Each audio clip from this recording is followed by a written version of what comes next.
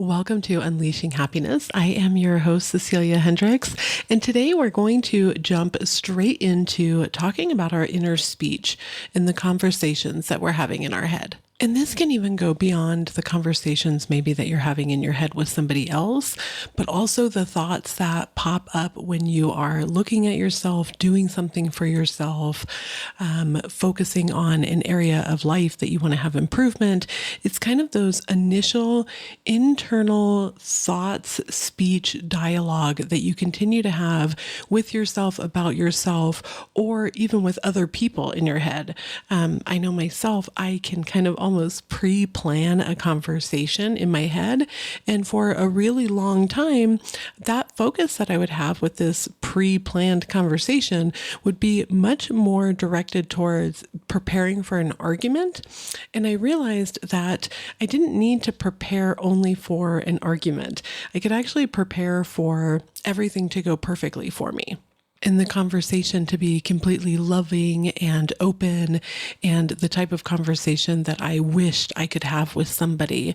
Just by planning for that part, I didn't need to plan for the argument. I didn't need to plan for the negative aspects of this conversation in whatever relationship that I was having. And I've realized over the years that we are always telling ourselves a story. You're forever telling yourself a story when you're planning for something that's going to happen to you in the future. You are telling yourself the story of what's going to happen, or what you think is going to happen, or how you think it's going to go, or what you think the outcome is going to be. And so I really started to ask myself, well, why do I need to plan this story to be something more negative? Why can't I make the plan that everything always works out so beautifully for me, and that everything works out the way that I want it to, and things end up falling into place in a really amazing and cool way, and I get to live this life that I feel like totally fulfilled and happy and have joy. And that doesn't mean that nothing quote unquote bad ever happens, or that there's not stress within the life, or you don't get frustrated. That's all human emotions. But when you build up this belief and this focus on that things work out and things go the way that I want, and I have this story that my life is amazing, it really starts to play out for you. So you're always telling yourself a story, but start to choose the story that you actually want versus preparing for something you don't want. And I ask you today to really lean into considering that. If you were to think of your own thoughts and the way that you talk to yourself, or kind of plan your upcoming day, kind of as you're going through your day, right? If you look at the way that you're thinking and the thoughts that you're having and the inner conversations that you're having, what is it that you're preparing for?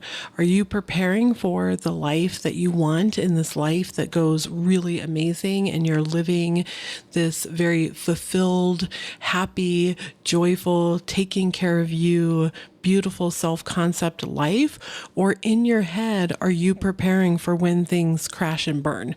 And it can be even on a small scale. Are you preparing on your way into work for things to be stressful? Are you preparing to get a project that you don't want to have to deal with? Are you preparing for, your conversation with your significant other to not go very well, and you guys to get into an argument, or for them to do something that you don't like? Are you preparing to have struggles in the gym when you're trying to reach a new personal best? Are you preparing for your friend to not show up for coffee the way that you guys had planned? Like, what areas of your life are you finding that your preparations are more for the disappointment and things not to go how you want, versus them to work out beautifully for you because you're so in alignment with the type of life that you want, and you are really considering the beautiful way that things could end up, and really looking at this end goal as, I am fulfilled, I'm working on me, I have kind of all this beautiful stuff that happens to me So which one are you preparing for when you really look at your life, you really look at the things that you're doing and you start to pay attention?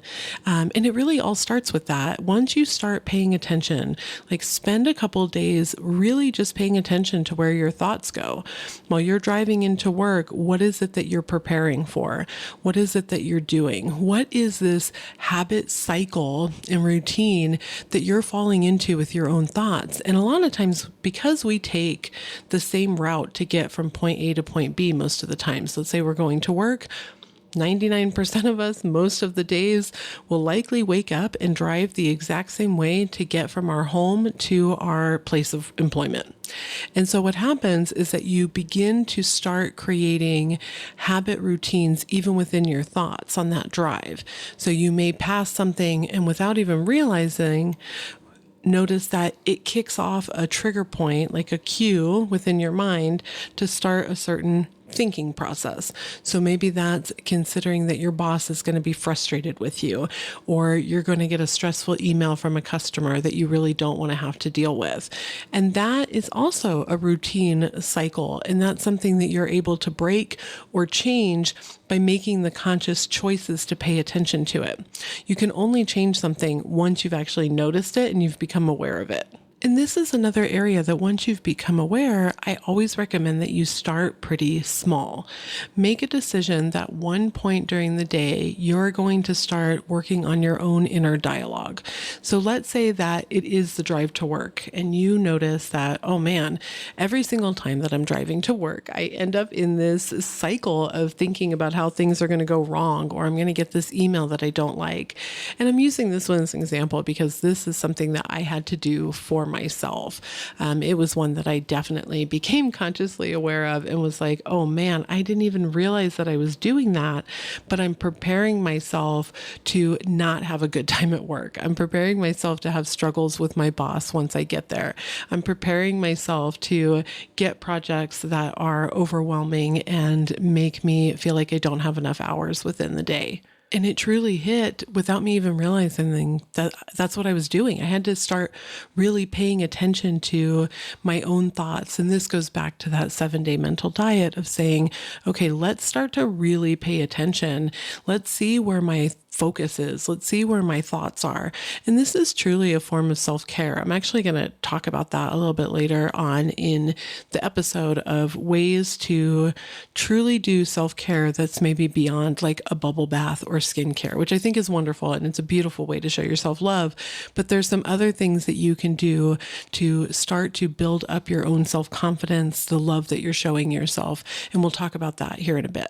But paying attention to your own inner dialogue and starting to change that on a small scale is another form of self-care. You are making a decision to say, I'm going to go ahead and rewire and adapt to this situation. I'm going to make the changes that I need to so that I can live a more fulfilled life and I can be more focused on the things that I want to be focused on versus spending all of this energy in this like habit cycle thought that I'm continuing to have that's in complete opposition of the type of life that I want to be living. And truly for me, we're going into the new year. This is like the perfect opportunity for you to really take some quiet reflection, to pay attention to the way that you're thinking. What are the conversations you're having in your head? And where are the areas that you can start to make differences and changes now? So identify one area that you would like to start paying attention to and that you want to shift your thinking around and the type of inner conversation that you're having.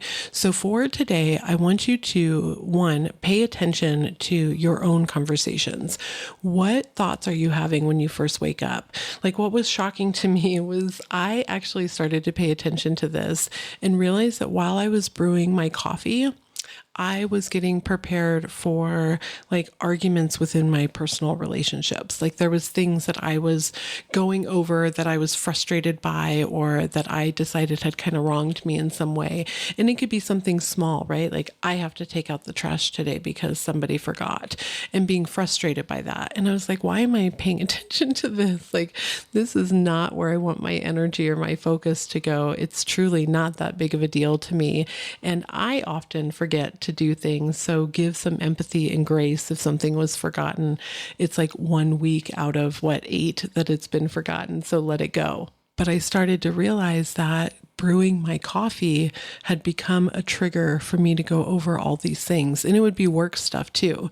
Whereas my coffee was brewing, I would start to think about frustrations I was having with my current boss at the time, or I would start thinking about frustration with projects that were upcoming. And for some reason, there was something about that brewing of the coffee and waiting there by the coffee maker that was triggering these thoughts. And so once I became aware of it, of course, then I'm able to change it.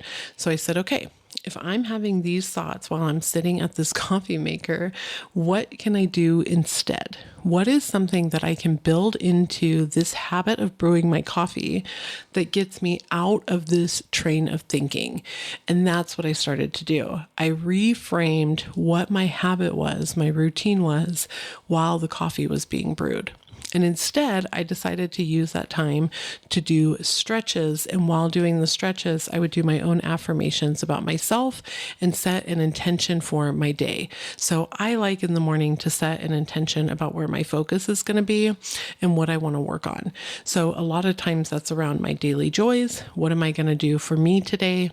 It can be around things that I want to clear out. I believe strongly in having an environment that is conducive to you being able to focus in a really thoughtful way.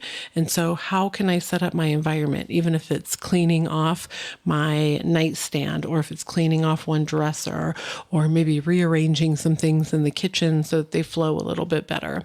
And that's what I started to think about while I was doing physical movement of stretches for my back. And so that's how I started spending the time brewing my coffee. And in time, I noticed my morning was starting much more relaxed. I wasn't frustrated. I started my day on a much better foot because I changed that routine. And you can do these with any area of life that you notice this is the type of thought process you're having. So when you start paying attention and you're like, oh, wow, I realize that when I get in the shower, I'm kind of down on myself about my own body. So what are things then that you can do instead while getting into the shower to have a better internal dialogue about yourself and your own body? Can you get something to exfoliate your skin and focus on how nice your skin feels and how nice it smells? Can you get like a special soap that you start to use, and that smell is a trigger for you to start saying nice things about yourself? Can you remember all of the amazing things that your body has done for you, whether that's physical activity, like, oh man, that time that I ran a 5K in my best time ever, that was amazing. I'm so proud of my body for that. Or man, my body brought these wonderful children that I have into this world, and I'm so thankful for my body doing that. But find certain things that you can change about that routine so that you change your inner dialogue. And again, if one of them is driving to work and you start to have an inner conversation about your boss always kind of putting you down or giving you a hard time, can you change that conversation and start instead imagining that everything went beautifully and that you got an award at work and everybody was congratulating you for the award? Remember, this is all for you. You're preparing for your day, and it doesn't matter if the external world is currently reflecting that back to you or not. You want to start making those changes within you first. Your brain will follow along, the external world will follow along, but you can start to make these small shifts and changes just in the way that you're talking to yourself. And this truly is a form of self-care. You are now being more kind to yourself. You're giving yourself a better start to your day so that you can be more focused, so that you can enjoy the day more, so that you can be focused on this external life that you really want to lead and be more in alignment with that. Because if you look at your ideal self, right, and we've talked about asking yourself the question, how do I want to feel when I go to bed at night? Well, if you consider that question and then you ask yourself, is my current thing that I'm doing, this current activity that I'm going through, this current internal dialogue that I'm having, is that aligned with how I want to feel when I go to bed? Is it aligned with the life that I would like to lead? And if that answer is no, then start to question yourself, okay, what would be aligned? How would I speak to myself if I was living this really wonderful life that's exactly what I want? What would I be doing? and start to talk to yourself that way. I know that it seems maybe silly at first, but these small shifts really make some drastic changes in your life. And then you can start to focus on the fact that I'm doing this for me. I'm making these changes so that I can feel better, so that I can have a life that I really enjoy, and so that I'm just being kind to myself each day. And you can remind yourself as well, this is a form of self-care.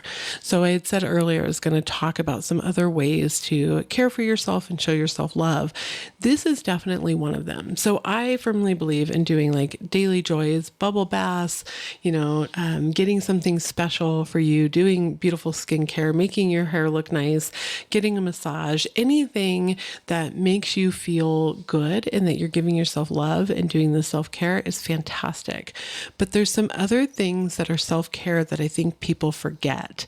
And some of those is being kind to yourself, the way that you're talking to yourself and the way that you're presenting yourself to the rest of the world as someone who is confident, who stands up straight, who speaks with confidence, who talks to themselves with confidence. That kind of stuff it filters out to the world, right? It's like this energy field is coming off of you and people can sense it and they can see this beautiful way that you treat yourself. And it just creates the world to treat you a little bit differently. And so again, it all starts within in the way that you're treating yourself first. And another piece of this is that the better you treat yourself, the better the external world starts to treat you. The more that you'll see people want to be around you, you just kind of produce this energy or this feeling, this vibe that people are like, wow, I really like being around this person. They're fun. They just have positive vibes. They're enjoyable to be around. And that helps build your sense of community. And a really great way to take care of yourself is by making sure that you have a strong sense of community. And that can be in many different ways, but we as human beings need and crave the connection from other human beings. And sometimes that means that you have to find your humans, right? There's not all of them that we always want to be around, especially depending on yourself as a person. Some people love having this huge community and they're always out talking to people and they're, very out in the world extroverted. And some have a much smaller community that they like to keep. And maybe it's a little bit more subdued, and that's completely fine. It's for whatever serves you, it makes you feel good. I'm probably somewhere on the smaller side. I actually keep a very small, tight-knit community group. I have a ton of friends and I talk to a lot of people, but when it comes to actually giving my time and energy, that circle is really, really small. But building a sense of community, having people that are your people, and that can be either a group that you go to. A lot of people, I think, find this in church settings or in a hiking group, a book club, those type of things. That kind of sense of community is so important. It also comes from your friends group. Do you get together? Do you go meet a girlfriend or a friend for lunch or dinner? Do you go out and do a craft thing together, etc.? There's a whole laundry list of things you can do, but building a sense of community and making sure that you're getting a human connection is so absolutely important to your overall well-being and mental health. And one of the most fantastic things about this world that we currently live in is the ability to meet a wide array of type of people. You can go online and find groups for people that really enjoy the same things that you do, that have activities where they're meeting up to do something similar to what you do. I know for me, I really like kayaking. And so I joined a group on Facebook of a bunch of like-minded women who will meet up and go kayaking around, the Denver metro area. And that is always fantastic because it's a way to connect with people who have a similar interest to you. So you're able to get out and then you meet more people and you're able to build your own personal community. And some people you're going to connect with more than others. And that's okay too. That's kind of the way this natural progression works. And we meet our friends. And it always makes me laugh when you think of how interesting it is that people are, that you meet somebody and you're like, oh yeah, I like this human. We should go do things together. But that's the important piece, is finding the sense of community, no matter how big or how small that community is. It is so good for you. And it's a way for you to show yourself love by building this community.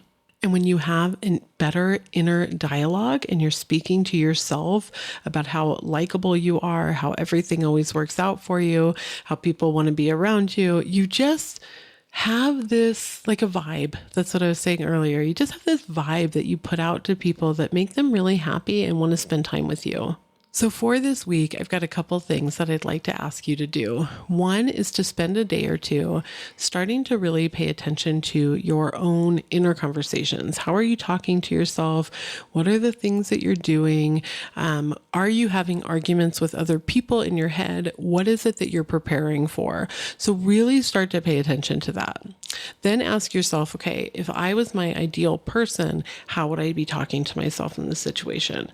If at the end of today, I had lived my most amazing life and I'm going to bed feeling so content, so amazing, just like, oh my gosh, today was so awesome. How would I have acted that day? How would I talk to myself? Is it in alignment with how I'm currently talking to myself? Is it in alignment with the inner like dialogue I'm having with other people?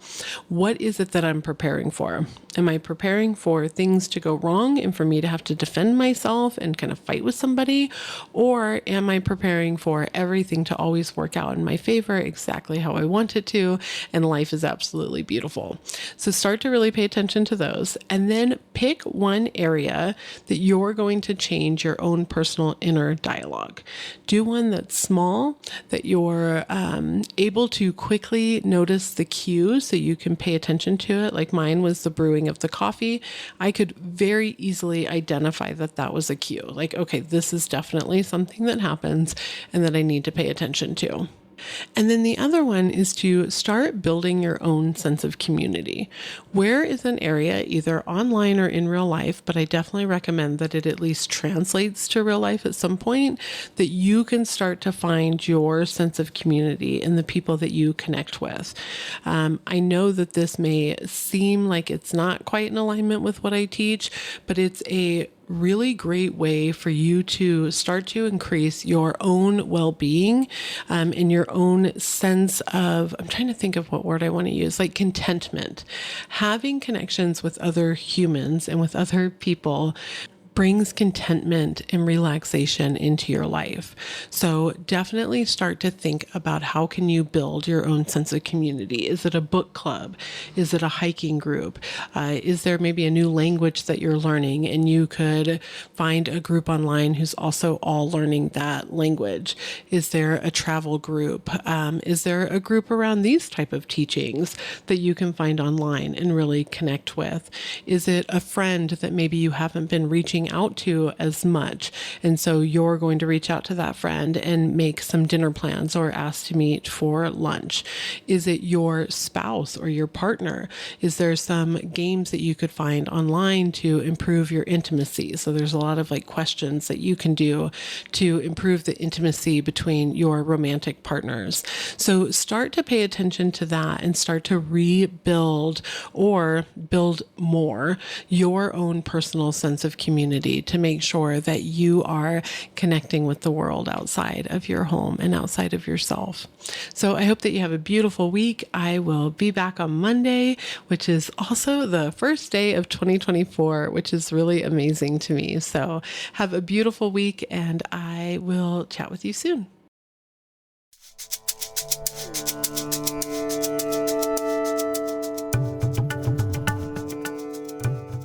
Thank you so much again for joining me today. I hope that you have an absolutely beautiful week. If you did enjoy this episode, if you could please go ahead and subscribe and also leave a review or a comment if you're listening on YouTube, I would greatly appreciate it.